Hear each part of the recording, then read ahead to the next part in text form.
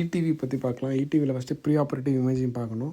Pre operative இமேஜிங்னா first T2 high resolution sagittal T2 image தான் first ரொம்ப ரொம்ப முக்கியம். எதுக்காக அப்படின்னா அப்போ தான் வந்து ஃப்ளோர் ஆஃப் தேர்ட் வென்ட்ரிக்கிளில் திக்னஸ் எப்படி இருக்குது, எதுவும் பவ்விங் எதுவும் இருக்கா, இல்லை proximity to both clivus and basilar arteries எப்படி இருக்குன்ற நம்ம பார்த்துக்கலாம்.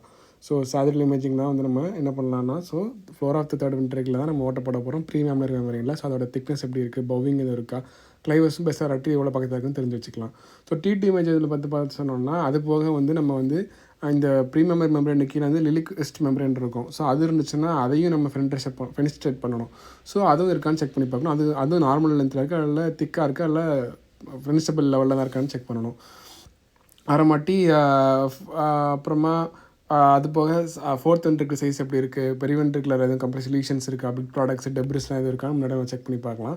அப்புறம் என்ன சொல்கிறாங்கன்னா சில ஆத்தர்ஸ் என்ன சொல்கிறாங்கன்னா ஒரு சைன் எம்ஆர்ஐ பார்க்கலாம். சைன் எம்ஆர்ஐனா ஒன்றும் இல்லை, நம்ம சிஸ்ன்னு சொல்லலாம், சைன்னு சொல்லலாம். ஃபேஸ் கான்ட்ராஸ்ட் ஸ்டடி தான் அது ஆக்சுவலாக. சிஎஸ்எஃப் ஃப்ளோ வந்து செரிப்ரல் அக்வெடிக்டில் இருக்கா இல்லைன்னு செக் பண்ணுறதுக்காக தான். இந்த ஆத்தர் என்ன சொல்கிறாருன்னா சைன் எம்ஆர்ஐ பார்த்தோன்னு சொன்னால் அந்த சிஎஸ்எஃப்பில் நார்மலாக இருக்கிற ஃப்ளோவோட அதிகமாக இருக்குது, ஓவர் எஸ்டிமேட் பண்ணுது. ஸோ அதனால் இடிவி பண்ணுற பேஷண்ட்ஸுக்கும் பண்ண முடியாமல் போயிடுது. ஸோ அதனால் நாங்கள் அதை பண்ணுறது இல்லைன்னு சொல்லிட்டு அவர் சொல்லிட்டார். அது போக வேறு என்னெல்லாம் பார்க்கலாம், பீடியாட்ரிக் கண்டிஷன்ஸில் வந்து ஸ்பைனா பைஃபுடா, சேர் மால்ஃபார்மேஷன், டாண்டிவாக்கம் மால்ஃபார்மேஷன், இல்லை அதோட வேரியன்ட்ஸ் எது இருக்கான்னு பார்த்துட்டு ஸோ பார்க்கணும். அது போக அப்புறமாட்டி சர்ஜிக்கல் ஃபீஸிபிலிட்டி வந்து சக்ஸஸ்க்கு ஃபீஸிபிலிட்டி அண்ட் சக்ஸஸ் ரெண்டுக்குமே தேவைப்படுற சில வேரியேஷன்ஸ்லாம் இருக்கான்னு செக் பண்ணி பார்க்கணும். Like agenesis of corpus callosum, fused ஃபார்னிஸ்லாம் ஃபியூஸாக இருந்ததுன்னா கண்டிப்பாக இன்ஜுரி ஆகிடும். இன்ஜுரி ஆச்சுன்னா என்ன ஆகும், அப்போ என்னாகும், ஷார்ட் மெமரி லாஸ் வந்துடும். திக் அண்ட் மாசா இன்டர்மீடியம்னா தலமஸ் ரெண்டுக்கு நடுவில் இருக்கிற அந்த இது தான். அப்புறம் திக் அண்ட் தேர்ட் வென்ட்ரிகுலர் ஃப்ளோரு அப்படின்னா பென்டர் பண்ணுறது கஷ்டம். அப்புறம் சேர் டு மால்ஃபார்மேஷன்ஸ் அதெல்லாம் இருந்துச்சுன்னா நமக்கு கஷ்டம். So pre operative imaging of ETVs necessary before surgery. அப்புறம் ரேடியாலஜிக்கல் அவுட்கம்ஸ் என்னென்னா resolution of clinical signs and symptoms வந்து ரொம்ப முக்கியம். ஸோ அப்புறம் ரிப்பீட் ப்ரெஷர் தேவைப்படாது.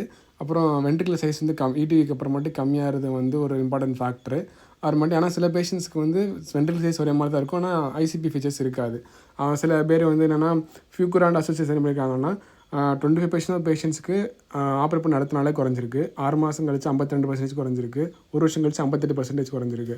அப்புறம் வெல்லன்ஸ் அண்ட் கொலிக்ஸ் என்ன பண்ணியிருக்காங்க அப்படின்னு சொன்னோன்னா frontal horn and occipital horn ratio பார்த்துருக்காங்க. 89% ஆஃப் த பேஷண்ட்ஸுக்கு வந்து இந்த ரேஷியோ வந்து குறைஞ்சிருக்கு. ஆனால் யாருக்கெல்லாம் குறையிலையோ, அதாவது இடி ஃபெயிலியர் ஆன பேஷண்ட்ஸுக்கு பார்த்தா அது குறையலை. ஸோ இது ஒரு நல்ல இம்பார்ட்டன்ட் பாயிண்ட்னு சொல்கிறாங்க. அவ்வளோதான்.